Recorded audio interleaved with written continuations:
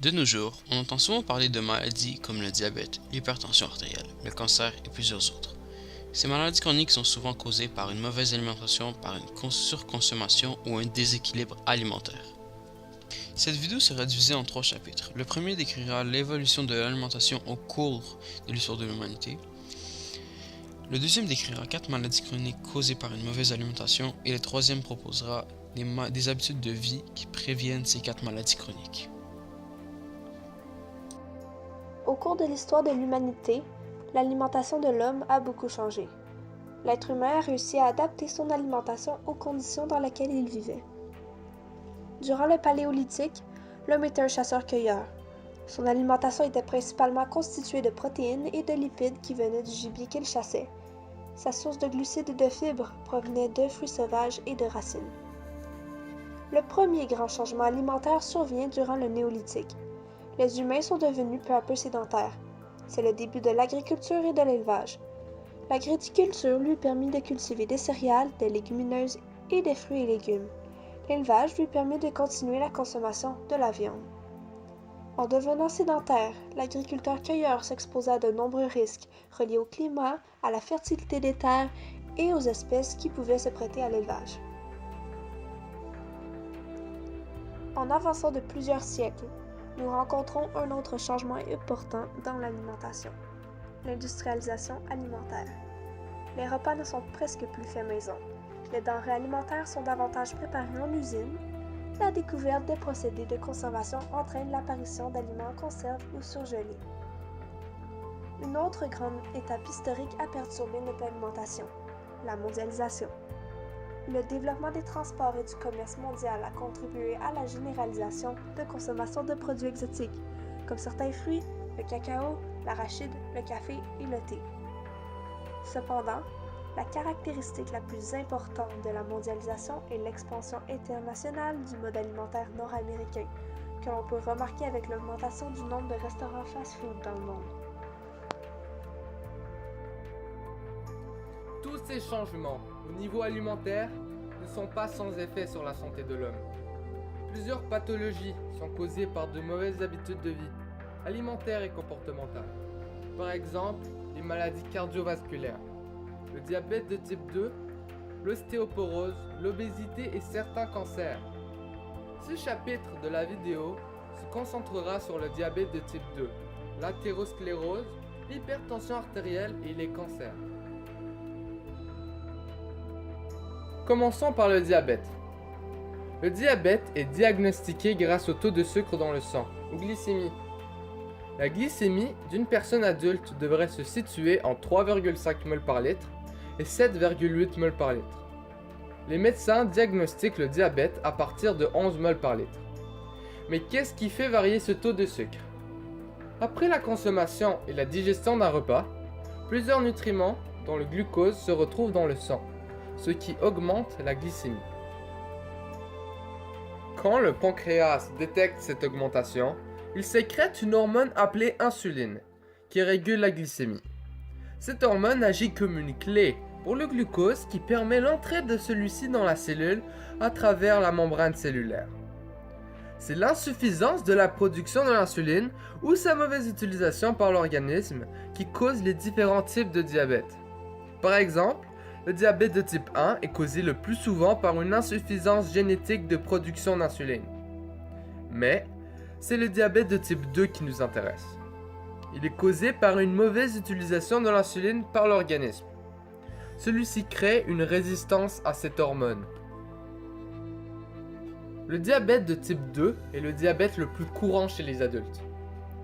Il se manifeste cliniquement par une excrétion excessive d'urine, polyurie, une sensation de soif constante, polydipsie, une faim constante, une perte de poids, des problèmes de vision et de la fatigue. Un diabète non pris en charge peut causer de graves conséquences.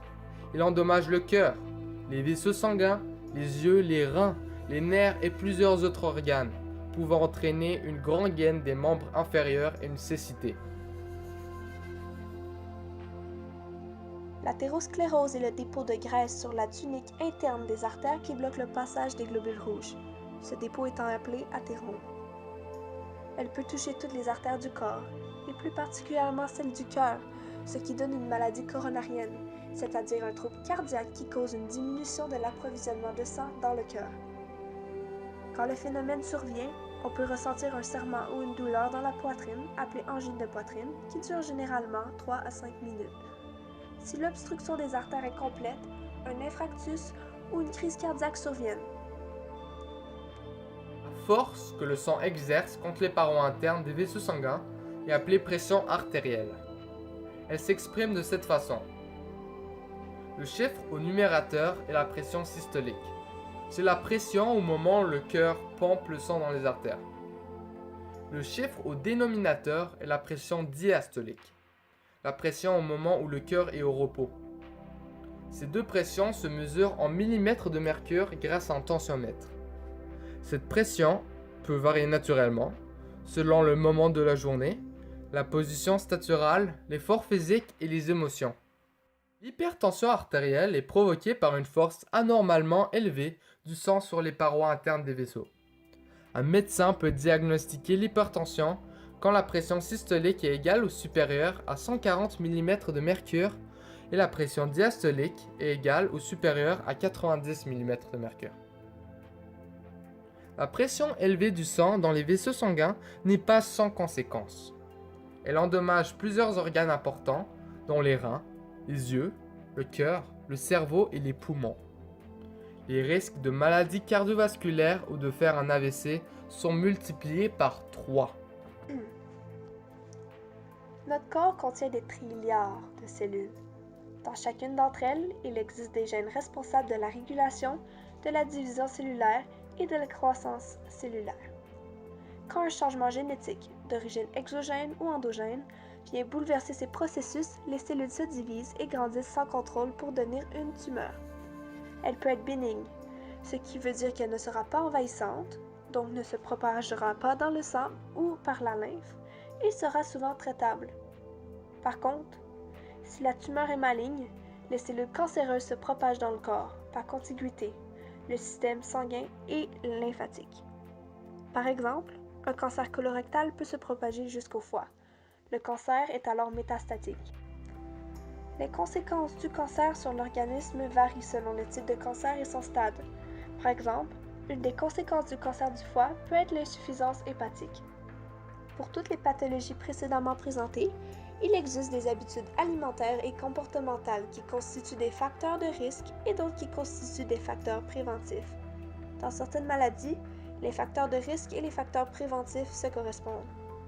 Dans ce chapitre de la vidéo, je présenterai les facteurs de risque et les facteurs préventifs des 4 pathologies décrites dans le chapitre 2. Commençons par le diabète de type 2. Les facteurs de risque sont la consommation abusive d'aliments à indice glycémique élevé, comme la consommation exagérée d'acides gras, particulièrement d'acides gras saturés, comme le beurre, la crème, la viande, la charcuterie, le fromage, l'huile de palme et les pâtisseries. L'obésité, le surpoids, la graisse abdominale et l'inactivité physique font aussi partie des facteurs de risque. L'excès d'alcool est un autre facteur de risque. Pour les facteurs préventifs, la consommation d'aliments à indice glycémique faible, comme le pain complet, le riz brun, les légumes verts, l'orge, les fruits frais, les pâtes intégrales, etc., et la consommation de produits riches en fibres constituent des facteurs de prévention du diabète. Aussi, essayez de mener une vie active. Poursuivons avec le cancer. La consommation d'alcool représente la deuxième cause, après le tabac, de mortalité évitable par cancer. Il a été démontré qu'il y a un lien étroit entre la consommation de viande rouge, de charcuterie, et le cancer du pancréas, du poumon, de la vessie, du sein, de l'estomac, du côlon et du rectum. Le surpoids et l'obésité sont des facteurs de risque pour plusieurs cancers, dont le cancer du sein, de l'œsophage et du pancréas. Aussi, la consommation de produits transformés est un autre facteur de risque, à cause des additifs et des agents conservateurs qui sont pour la plupart cancérigènes. On peut associer une diminution des risques de plusieurs cancers avec un régime équilibré constitué de 5 portions de fruits et légumes par jour, grâce à leur richesse en vitamines, en minéraux et en fibres. La consommation d'aliments céréaliers complets, comme les produits faits à partir de farine brune complète, le pain complet, les pâtes complètes, le riz brun et autres sont riches en fibres alimentaires qui jouent un rôle protecteur contre plusieurs cancers. Vous pouvez remplacer la viande rouge et les charcuteries par de la volaille, du poisson, des œufs, des légumineuses ou bien des noix. Une augmentation de la pression artérielle jusqu'à l'hypertension peut être causée par plusieurs facteurs. Les facteurs de risque alimentaire sont la consommation excessive de sel, de viande rouge et de gras, ainsi qu'un régime faible en fibres.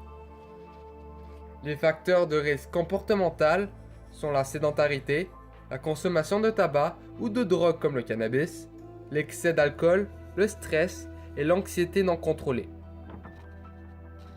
Finalement, l'athérosclérose a pour facteur de risque alimentaire la surconsommation de graisses saturées qui cause une augmentation du taux de cholestérol et de triglycérides et dont la formation d'athérome. Comme vous l'avez probablement remarqué, les facteurs de risque et préventifs de ces pathologies sont souvent semblables. Toutes ces maladies chroniques peuvent exister individuellement, mais le plus souvent, on retrouve 2 ou plus de ces maladies chez une même personne.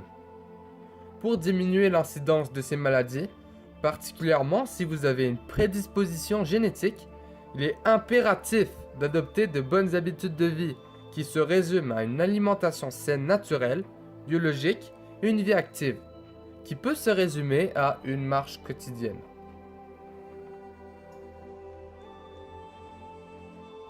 Pour conclure, il est très facile aujourd'hui de développer une maladie chronique, mais grâce à de bonnes habitudes de vie, il est aussi très facile de les éviter. Merci d'avoir visionné cette vidéo.